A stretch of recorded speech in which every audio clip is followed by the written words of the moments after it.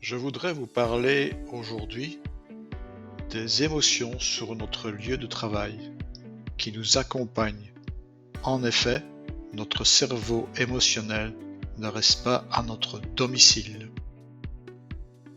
Et je commencerai par le témoignage de Xavier Huillard en tant que président du conseil d'administration de VINCI Énergie.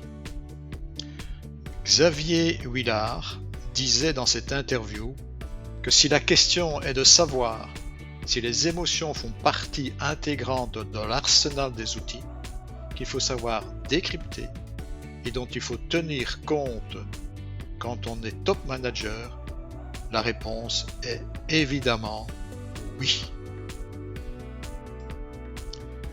Quelques constatations qui viennent apporter un éclaircissement sur les émotions sur le lieu de travail. On a trop souvent considéré que montrer ses émotions était un aveu de faiblesse ou un manque de contrôle de soi au travail plus qu'ailleurs. D'autre part, on a longtemps pensé que les émotions n'avaient pas leur place au travail, le motif étant qu'on les jugeait irrationnelles, incontrôlables et donc préjudiciables au bon fonctionnement.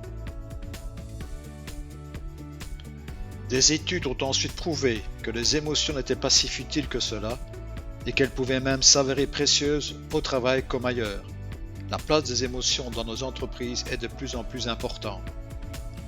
Si jusqu'à maintenant, nos émotions étaient laissées à la porte des entreprises, une révolution se met en place grâce à cette quête de bien-être des collaborateurs.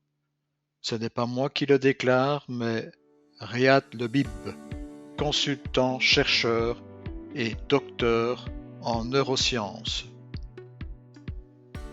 Soyons très attentifs aux personnes qui vivent sur le lieu de travail des émotions handicapantes. Il faut y être très attentif et surtout être à leur écoute. Et surtout, faisons très attention au phénomène de la transmission des émotions et donc toute l'importance de pouvoir les identifier.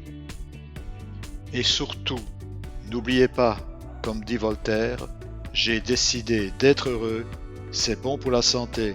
Merci de votre écoute et à très bientôt.